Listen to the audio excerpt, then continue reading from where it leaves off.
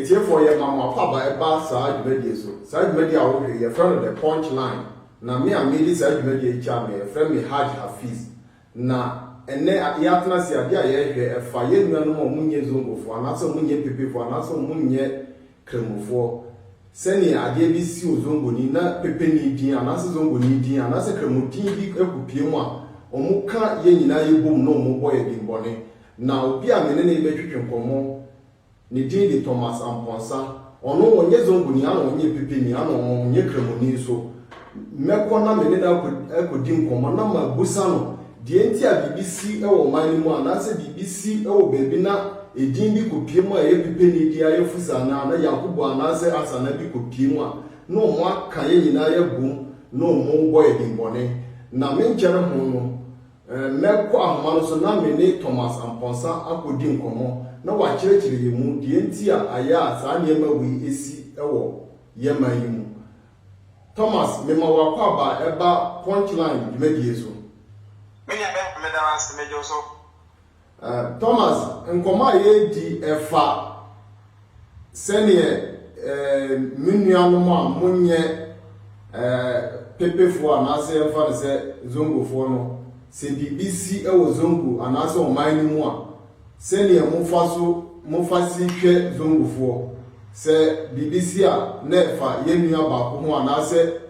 munya ti pepe ni din bia na mo aka nyina afra ebo edimboni no adentina aya ka di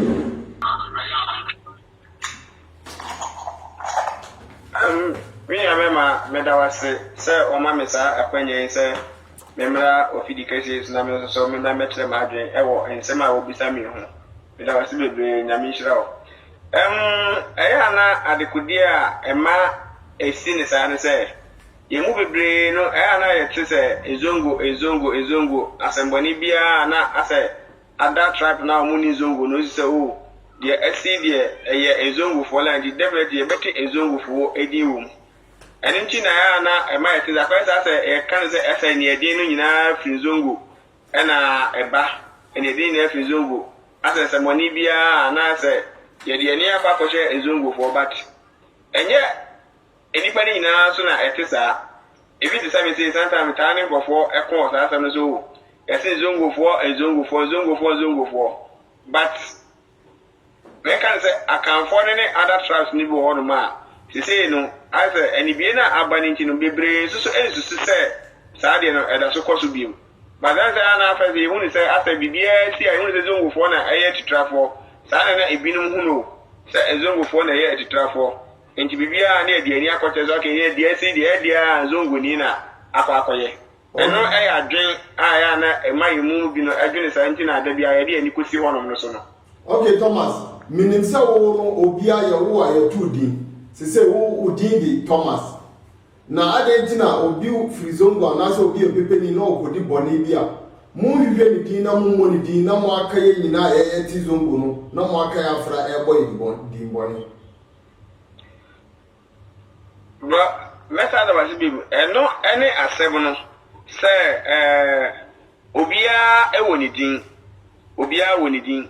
but asemba instance enka ye movie ana se other tribes na ye mfrizo na ye ntinzo ngukuru no mu no enka ye bepe enipa ni din mu no na ye de ani mu makogina nzongufo so sabati ase ye se ye de ani kogina nzongufo so asif se nzongukuru no mu nyina na akoye ba na entirisa enka yimu bia na se omo dwen sa no etimi nya entubase na ka omo penipa ni din a ka meno misisi se eno ka be asese be bo zongo in general se zongo fo nyina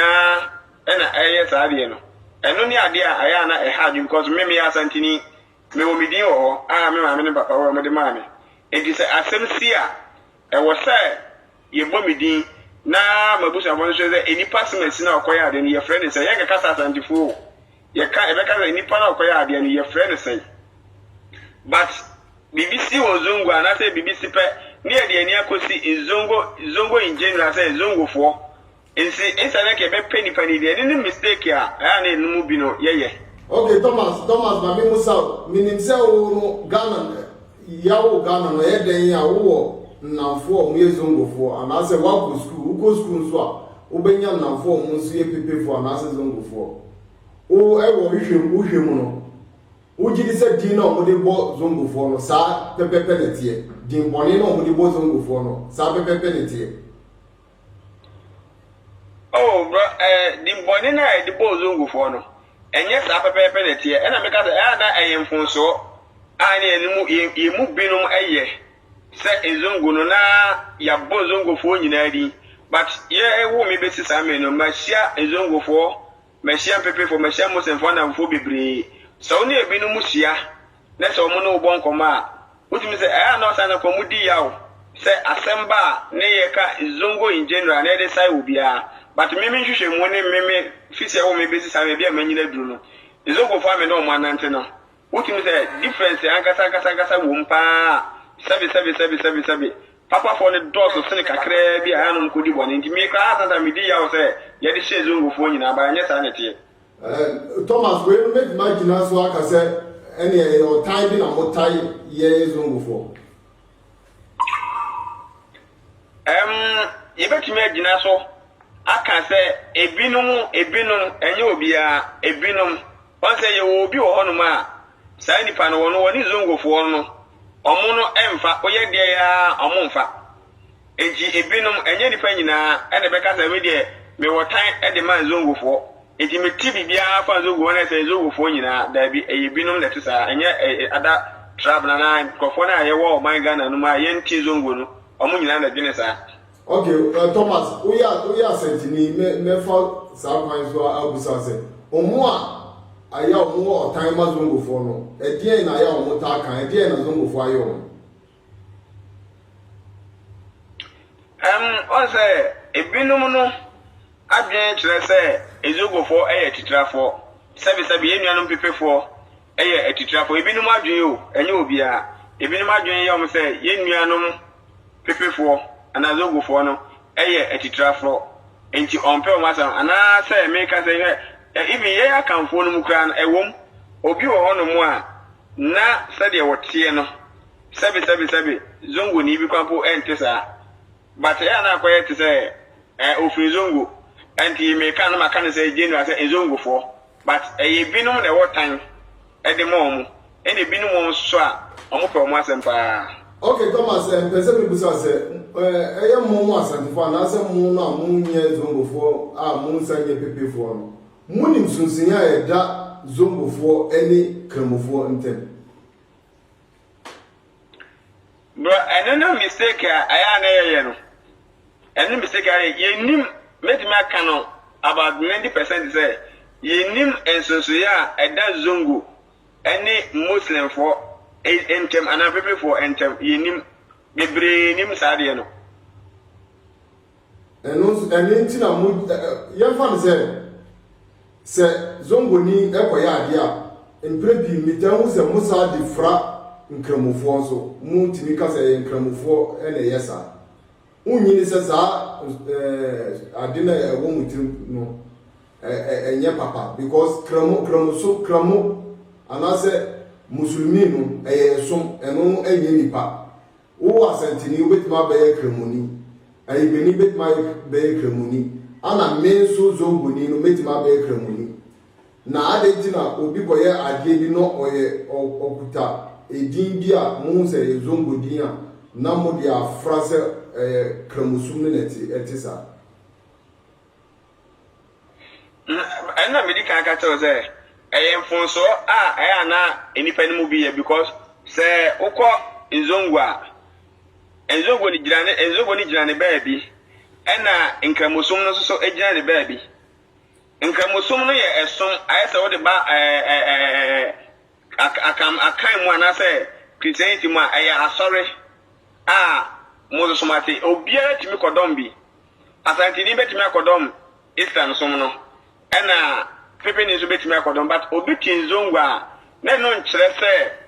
oye pepe oye kramuni oye asore dabi eno de ye ne say na be fan say e ona say emu bi na omodwene sa no eye mfonso kese a omunim eye nim na omunim enti na na omhyehyɛ ne sa no ba meme de anasa me ni nkofo nim bi di nkoma enhwehwemu abakaka ma ye ne say nkramosom ne gina ne baabi ena zongo community ne so gina ne baabi wo zongo community no obi a timi betena obi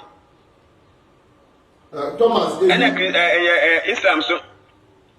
Islam so no ono so gina de ba bia no so obi abetimi akobi ba na bibi kosi na bi boni bi ba na da ko se nkramofo eno na eyemfonso na inu ibinu imu binu ennim aya na omoye no Thomas de ntia me busa osa eni se ebinu se eye kramosum na ye som no eno na mode faso ede ta zongofo esum na ye som no kramosum no ye de ham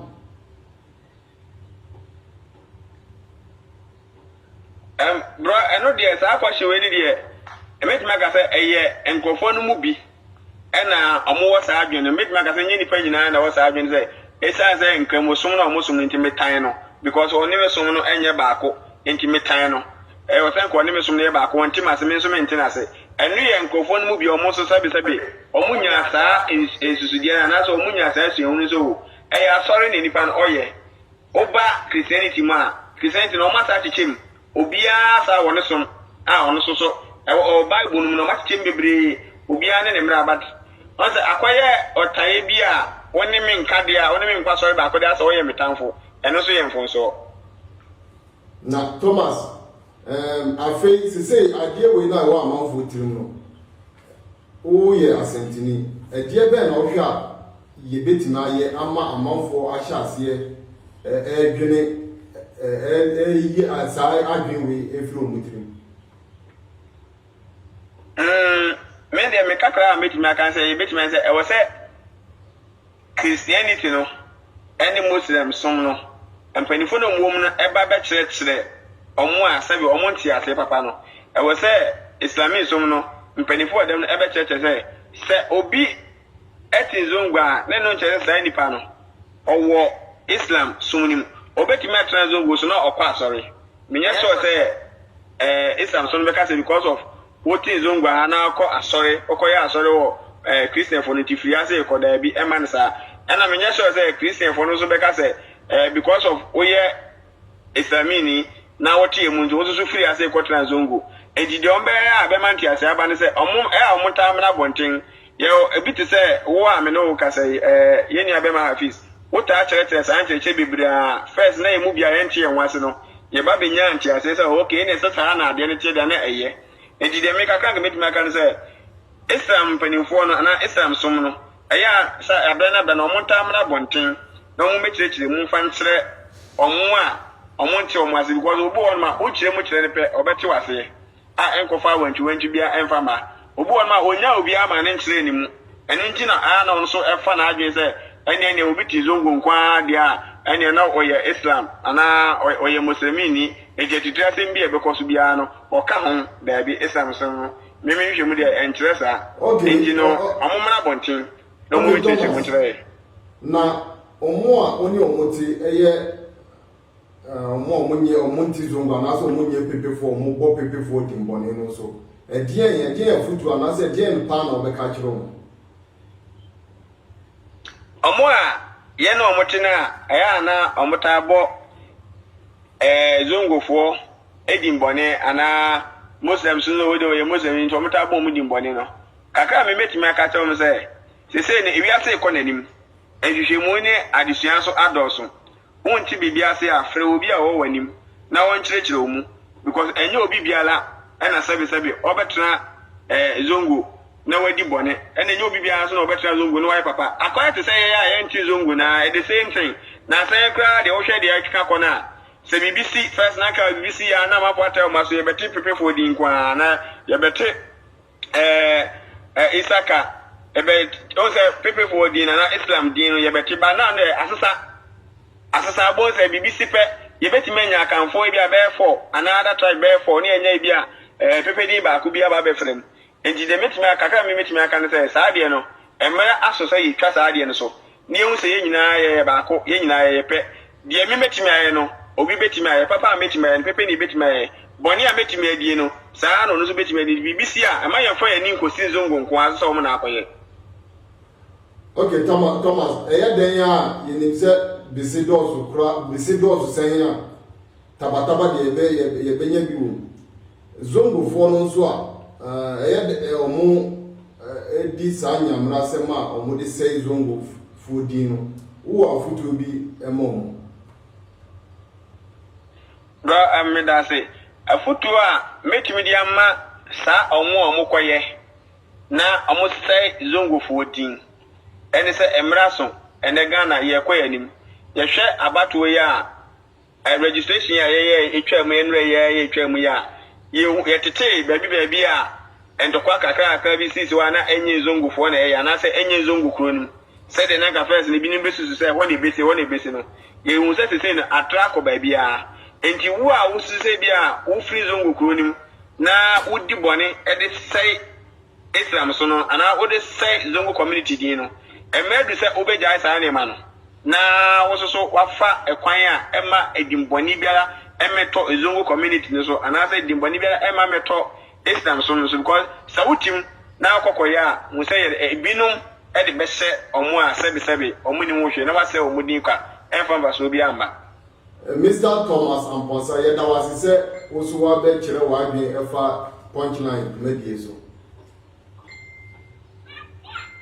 ba me so me da wase pa ne akwanya kese a odi amame na me hye opa no nka ho ala onye wo kese se de da bia akoso na wo tietie na ojejeje adwente na wo kyerɛkyerɛ ye mayi hu se sebe sene anka mu bi adwene no enye saa etie ala wonka ho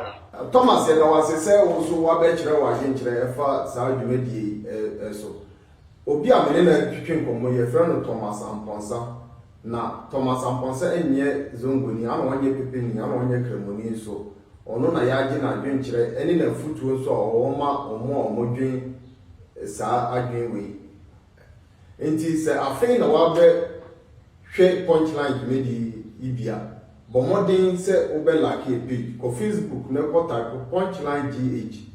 the punchline gh ebe piaba na wa like a page sɛ na ebe ya tembia na ebe foforo eba obe nye bia hwɛ me a me di saa dwumedi ichi a me frɛ me Haj Hafiz me da wase se wadaje ahwe me ma bye bye